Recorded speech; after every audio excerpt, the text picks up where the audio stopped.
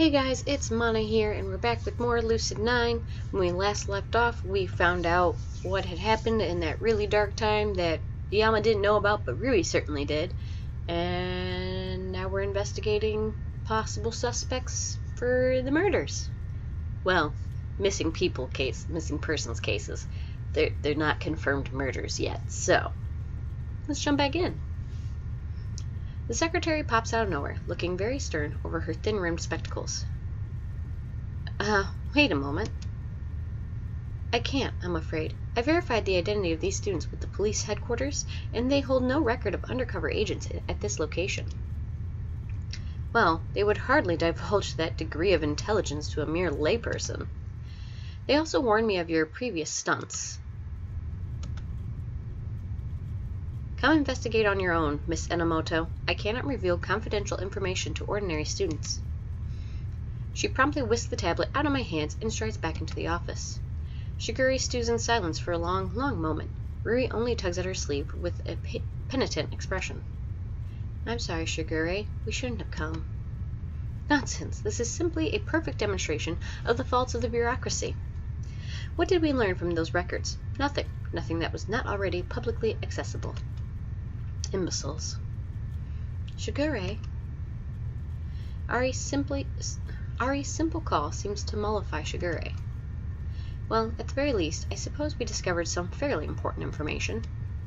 Primarily the fact that each student logged for curfew before they curiously vanished. That's a good start, at least. Sadly, not nearly significant enough. Then how do you propose we continue? Well, thankfully, I anticipated that such an event might occur, and made sufficient compensations. Come, Airi, Rui, Ishiyama. Renewed, she marches up the stairs to the second floor. I've got a really bad feeling about this. Shigure hovers around the hallway before blasting into classroom 2B, hands sweeping in an overly exaggerated gesture. Stop the presses! Rui's eyes light up at this display of histrionics. She barges in right behind Shigure, pointing dramatically into the distance. We have arrived! All eyes land on the peculiar sight. I try to stick to the shadows before I'm dragged into their insane antics. What kind of backup plan is this? Who are you? The question is not who am I, but rather who am I to you? Isn't that the same thing? Wrong! To you, I'm a superior. To you, I'm an omniscient. Okay. To you, I am your master. To you, I am the law. To you, we are the truth. What is this, a comedy duo? Maybe it's some kind of advanced intimidation tactic. The teacher certainly looks frightened enough. Either that or concerned at their mental health. Rui! Shigure! Team Logic solving crimes at the speed of light. Surrender now or prepare to fight. Oh, that's right. Don't look at me. I don't know these people. Get back to your classes before I report you for truancy. Shigure becomes very, very still and her hands curl into fists. Here we go again. I'm not another encephalous Ketchum. I'm a legitimate freelance detective, 26 years of age, officially licensed, and I'm here on matters of extreme import. The teacher's eyes swirl at her excessively large vocabulary. As a result, there's no resistance when Shigure takes the podium, addressing the class students like a president at her inaugural address. Denizens of the city of Isamu, your cooperation is required for a situation most dire. For more information, I refer you to our head of public relations, Airi Hiraga, my bad. She nods her head at Airi, who, after a few moments of staring wordlessly at the podium, steps to the center of the classroom. Maybe despite her introverted tendencies, she's a really good speaker. At the very least, she can't be worse than Shigure. Are any of you murderers? Never mind, she can be worse than Shigure. Way worse. What kind of question is that? Are we in trouble? They're wasting our time. Well, desperate times call for desperate measures. I need to get us out of here before we're expelled for disruption. What can I do? It seems that even that simple question has eluded their tiny brains. Try something different, Irie. Have you seen any strange events recently? I think we're witnessing a strange event right now. Someone speaks. Quickly, make your statement. Nothing. I saw something outside. Of course, the old bait and switch trick. That'll get them to leave in a hurry. Outside? Quick, after them! Chase that cab! As they bolt into the hallway, Irie pulls out her phone and taps idly on its surface. Within a few seconds, a police siren is playing from its speakers. Quick! After them! And she snappily walks away, siren still resounding from her phone. All eyes fall on me. The teacher only folds his arm, staring at me with a single raised eyebrow. What was that all about? I better just make a run for it. I promptly sprint out of the classroom, taking random turns until I finally feel safe. Well, I'm not sure where they went, but it's already time to rendezvous. I guess I'd better head to the roof. Within a few minutes, everyone's gathered on the rooftop. Ooh, pretty. I take stock of the unfortunates. Ruri, Shigure, and Irie seem disappointed. Yahiko and Elizabeth seem tired. Misaki and Akira seem to be unchanged, and Masato looks like he's on the brink of death. Despite the idiocies of bureaucracy, it appears that a crucial piece of information did surface. That the students all disappeared even after curfew? Yes. You may elaborate further, Ishiyama. I glance around, but no one else seems willing to talk, not even Rui, who was excited to play detective. Well, basically, each of the students logged in for the 11:30 p.m. curfew in their rooms. By all intents and purposes, that should have rendered them safe. Even if they're allowed to leave the dorm building, they have to stay on campus, and it's not like anyone else can get in with the security parameters around the building. So we have something strange on our hands, since they disappeared when they shouldn't be able to. Well, as I decide our next course of action, I recommend that each of you obtain your desired nourishment. Dismissed. She plops down on a nearby bench, digging through her satchel. Irie settles next to her, pulling a peach out of her backpack. The others take various places around the rooftop greenhouse, retrieving lunchboxes from their bags. I notice Yahiko slide into the bench next to Misaki. Elizabeth sits opposite of Shigure, alone. Akira whips out a net Diana Helson, wow, and lays her on the floor. When Rui and Misato attempt to sit on her, Akira gestures frantically at Rui. Oh! Yeah! Rui quickly makes her way to me, extending a lunchbox with two hands. Hey, you didn't bring any food, right? I made extra. You can have it if you want. You made enough food to fill an extra lunchbox? I accidentally made a lot more than I expected, okay? Just take it. I can only stare at the lunchbox, my mind racing ahead of me. Should I? I'd rather not hurt her feelings, but isn't accepting homemade food from someone synonymous with accepting their feelings? I glance at Akira for help, but she's pointedly looking away from us. Maybe she wants to give us privacy. Take it before my arms fall off, idiot. That's the break for me. I'm comfortable enough to accept the lunchbox. Thanks. No problem. She suddenly dashes back to Annette Diana Helson, leaving me alone with the lunchbox. I glance inside. Delicious eggs are neatly rolled and topped with seaweed, set in an aesthetic bouquet beside a bed of rice. The rice is shaped into a lantern decorated with lettuce, carrots, and cucumber. It looks unbelievably delicious, but just when I'm about to dig in, some commotion catches my attention. So, what's it like being in Lotus Modeling? Do you live in an extravagant life with servants who wait on your beck and call? I wouldn't say extravagant, but it's fun. You get to meet so many new people, visit so many new places, try so many new things. It's a great experience. Although it can be really demanding sometimes. Demanding? How? It's a competitive business, so it requires a lot of commitment. That's why I'm usually absent from class. And the school allows that? Surprisingly, my grades aren't being affected, so I suppose they don't see it as a problem. Do you think Lotus would have an opening for the great Yahiko Ikari? I highly doubt that his grades would allow him to work as a model. You are handsome, so I don't see why not. Did she just call Yahiko handsome? I admit he's not bad looking, but I didn't expect her to be so blunt about it. Yeah, you're right. Of course they wouldn't deny my impeccable charms. What's your number? I'll be sure to text you when I find something. I can only shake my head incredulously as they begin sharing contact info. I dig into my free lunch, relishing the explosion of flavor in my mouth. I was really improved at cooking. As I eat, I continue to examine my surroundings. The next group to catch my attention is Irie and Shigure. Irie is quietly munching on a peach in her standard baby hamster fashion. Shigure, meanwhile, has propped her feet up on a flower bed like a gangster. She appears to be eating some kind of sweet green dumpling. Shigure? Yes? Is that enough? What, this? Shigure gestures to the green balls in her hand. Irie nods. More than enough. They're melon paste mochi. The root of immortality. What? There are no vegetables, no fruit, no protein. Well, yes, but it's not nutritious.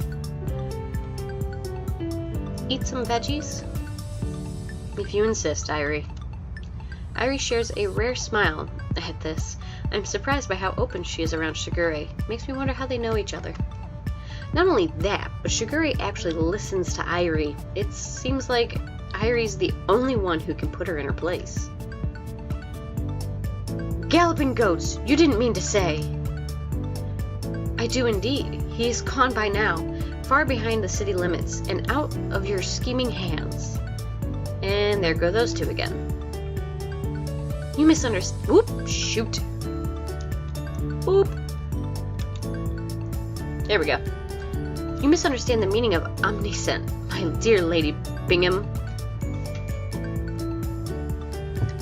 As if you could beat true love. Oh no, I happen to know that your lover is hiding. Right here. She whips her finger around in my direction, but thankfully Masato suddenly steps in front. Huh? Me? Jumping jackals, I always thought that sort of thing only happened in dramas. That's a proper Destiny-like moment, isn't it, Rui? Masato, my true love? Yeah, I don't think so. Masato seems to take this as a challenge. Every muscle tightens with competitive aggression as he steps between Rui and Akira, brandishing an imaginary sword. Come on and fight me, you big coward. Yeah, I'm here. I challenge you to a duel to the death. No, duel to the pain. I smell disaster afoot. The hell's a duel to the pain? First your feet are cut off, below the ankles, and then your hands at the wrists, and then your eyes, and then your tongue. But that's only if I lose, right? Easy. Now fight me, you crooked canary. On second thought, peace. You can be with your true love. She flees away from the scene, taking cover behind Shigure. What are you doing? I'm hiding by the Alps. You're the Alps. Go away. I'm not the Alps. That's what the Alps always say. Leave. Ooh. In an unusual burst of energy, she reaches out and shoves Akira to the ground. Everything happens at once. Rui rushes to Akira, worriedly checking her for injury. Elizabeth and Misaki immediately get to their feet. Yahiko freezes while Masato sprints to Shigure. What the hell's that about? I'm thinking. Don't disturb me when I'm thinking. You didn't have to shove her. She wouldn't have left otherwise. How'd you know that, huh? I took a moment to analyze all of you when we first met, if you recall. You can't know someone by one look. You can if you possess at least one functional hemisphere of the brain. Don't talk like that, Shigure. Guys, I'm fine. Just calm down. This does nothing to stop the rising tension. Even I can't help but feel amped up. It's one thing for Shigure to insult me, and another thing for her to insult one of my friends. Even if I insult him all the time, yeah, I'm a hypocrite, I know. Just let me be. I need to think. Ain't you gonna say you're sorry? I won't say I'm sorry for something I have no reason to be sorry for. Akira didn't even do anything to you. She had no awareness of the comfort of others. She completely disregarded Airi's feelings on the matter. Everyone's eyes land on Airi, who stares blankly at her peach. Come to think of it, Akira would have been right next to Airi. I didn't mean to make anyone uncomfortable. I thought you guys were lonely. Just because you may be lonely in an identical situation does not give you the right to push your opinions on other people. I'm sorry. You did nothing wrong, Akira. Stop this, Shigure. On the contrary, you two were the ones horsing around, dragging everyone into your uncomfortable scenarios. Hey, ain't you the one making us investigate for you? I did nothing of the sort. Ishiyama was your requester. That ain't no excuse. Stop being so single-minded and think for once. All you can do is band together like sheep. Why don't you approach this from Airi's perspective? Everyone once again looks to Airi, who stops munching on her peach. Well, you just put her on the spot, which would make her uncomfortable. Don't speak as if you know more than I. Maybe you're the stubborn one, huh? This is degenerating fast. What's surprising is that Elizabeth and Misaki aren't making a move. They're just sitting back, watching the display before them without emotion. Clearly, they value Shigure too highly to fight back, which means I have to do it. Rui, you may be saying this because you're still learning, but in the world of detectives, no. What you did was unnecessary, Shigure. Please don't tell me that this is real life. Don't you lecture me about real life, what real life is or not. Shut up, all of you. Amazingly, they actually quiet down. Akira, you're okay? You're redder than rain, Cap. There's a slight tremble in her voice, but I ignore it. No need to stir up any more trouble. Good. Shigure, don't shove people. If she was making Airi uncomfortable... Airi? Were you uncomfortable? A tense moment of silence falls on the group. Airi only shrugs inconclusively. Okay, whatever. Akira, don't get too close again. Shigure, don't shove Akira again. Solved. But that's not fair to... Solved. That's it. Understood? Thankfully, she nods sullenly. Shigure only straightens her glasses, but I'm pretty sure that she'll also behave herself. Presently, I notice that Elizabeth and Misaki are looking at me with a tinge of respect. Well, at least someone's pleased with me. Guys, why don't we cool off a bit? Let's do something fun. Nobody seems to react, but somehow I can tell that they're all interested. Fighting has a way of sucking you dry. Maybe it would be better to direct everyone's energy to something else. Something where, if they end up fighting, at least they won't cause permanent emotional or physical scars. What do you suggest? Watching a movie? I suddenly shake my head. We'd never get everyone to agree to the same movie. I mean, how about an amusement park? An amusement park? Yeah, there's that new high-tech one by the mall, you know, with the new lemon skate attractions. I vaguely recall seeing something like that on the news. Lemon Skate, the mega corporation of all things technical and media related, partnering with a handful of large amusement parks all over the country. Apparently, they were going to revolutionize entertainment. Oh, those looked amazing. Sounds like a lot of fun. I'm in. Elizabeth only shakes her head. As remarkable as it sounds, I must pass. I have other duties to attend to. I considered this for a moment. Should I let her go? She did her best. She did try her best in the investigation. But the image of a squealing Elizabeth on a top-level roller coaster is just too good to pass up. Elizabeth, do you know anything about coffee? Her face pales and she quickly glances around at the others. When they only return looks of confusion, she storms over to me, angrily hissing into my ear. Stop that. And come with us. Give me one reason. Because you don't want anyone to find out about your job? Give me another reason. Because you'd be alone if you stayed here, and that's kind of sad to me? The thought comes before I can stop it. I quickly wave it away, so it won't take root. the last thing I need right now is to sympathize with Elizabeth. Because I'm so dashing. That isn't a good reason. You asked for a reason that doesn't necessarily merit a good one. Blimey, I simply can't believe you. She steps back, raising her voice so everyone can hear. Fine, but who's paying? I look to Shigure. Everyone follows suit. For a second, the detective stares back at us, uncomprehending. Then she leaps to her feet, face coloring in anger. No, absolutely not. Why? I harbor no incentive in chaperoning an inordinately extensive conglomerate of cognitively impaired juveniles to a venue whose solitary objective is the frivolous squandering of time. The insults only fuel me to think harder. The amusement park won't be cheap. We need Shigure to pay for us. The question is, what would make her? Oh, of course. If it has anything to do with the case, Shigure would be there in a blink of an eye. Well, I wasn't going to mention this, because it seemed trivial at the time, but there was a minor lead from today. And you did not think to tell me sooner? Like I said, it felt too trivial for me to mention. Honestly, I don't really want to go to the park, but I feel like it might give us some important information. Well, what was the lead? Ad-libbing in front of a teacher is one thing, but ad-libbing in front of Shigure is a different matter entirely. I struggle to work past my sluggish brain for the answers. Well, there were some claims that the Yakuza might own the amusement park. It might give us a clue on how students are able to leave the campus after curfew. Wait, there's no reason for the Yakuza to be affiliated with the disappearances. Well, that would tie two controversial pieces of evidence from last week. Is she serious? Irie, amusement park? I shouldn't go. Remember?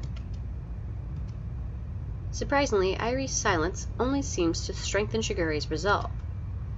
Don't think of it in such a manner. Very well, Ishiyama, let's depart. Really? And you're paying for everyone? Oh yes, with your future wages. I'm not even getting paid. Hey, what's going on up here? As if there wasn't a party enough, Mr. Ryuta arrives on the scene, brandishing a ruler in his right hand. He stops short upon seeing our little group. Yama? Hey, Mr. Ryuta. Why, if it isn't the J-Man? Sup, Mr. Ryuta? Hey, gents, ladies. What the hell is going on up here? The third floor offices swore up and down that someone was getting murdered. I recall the decibel level of the recent argument and feel slightly guilty. Were we that loud? Loud enough that I'm supposed to give a disturbance warning, apparently. He brandishes a pile of detention notes threateningly. Everyone stiffens, except Shigure and me. Probably a bad sign. Oh no, please, Mr. Ryuta. Whatever could be wrong, Miss Oshiro? And with a total lack of elegance, he flings the slips of paper over the banister of the roof. They rain down in shards of flapping pink to the school pool below. Listen, kids.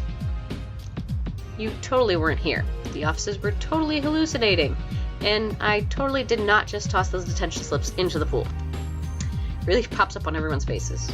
Trust Mr. Ryuta to be the rebel. Now, scram before they fire me, yeah? We don't need any further encouragement. We rush away from the rooftop greenhouse and down the stairs.